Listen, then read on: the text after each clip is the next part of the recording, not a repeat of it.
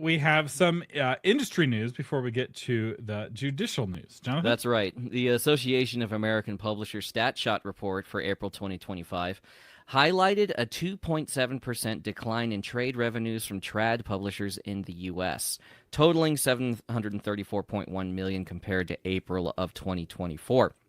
This follows a period of growth, which was a 7.3% increase in March.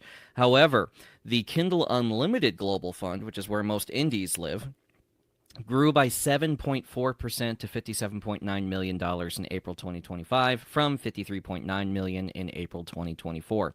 So that's a year-to-date increase of 8%. So there looks like there is a shifting dynamic between the novels available in traditional publishing versus the novels available in indie publishing. Now, KU is only a fraction or a portion of the overall indie market, but it's good to watch to see what the health of the current situation is like. Thomas?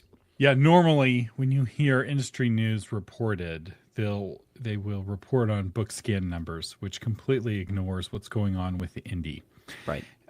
side of things. And people kind of throw up their hands like, oh, well, we don't know. Amazon doesn't release individual sales numbers for indies, and so we just don't know. And it's like, that's really lazy. We know more than you think. There's companies like Klytics that do nothing but track this sort of thing. But an easy metric, if you're trying to compare like growth percentages over time, is to look at the KU fund, because the KU fund is a great way of making an apples to apples comparison in terms of how much total money is in the pot. It's not just, and that's not just sales either. That's not like bookstores are buying the books and that's where you're getting your sales metrics. These are page reads. People are actually flipping through the pages to generate this money. So that's a fantastic data metric.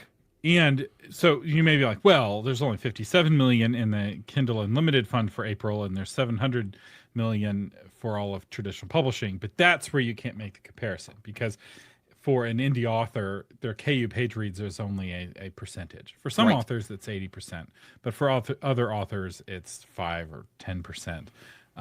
For me, I want to say it's between 10 and 20% of my revenue is from KU. What is it for you, Jonathan? It's around the same, and that's pretty standard for. Well, it's changing now because I wrote in a different genre, so you need to be, aware that different genres have different balances, the way that the weight shifts, depending on that. Romance readers are big in KU. Post-apocalyptic is big in KU. Sci-fi is big in KU. Kind of 50-50, actually.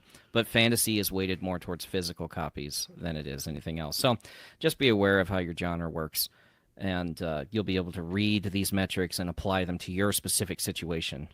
But this trend that we're seeing, and we'll track this over time at Author Update, but this trend of money moving from traditional world into indie world is a long-term trend. 10 years ago, people will be like, wait, there's $57 million a month for indies? And like, yeah, and that's not even all the money. That's just for Kindle Unlimited page reads. They're like, the what?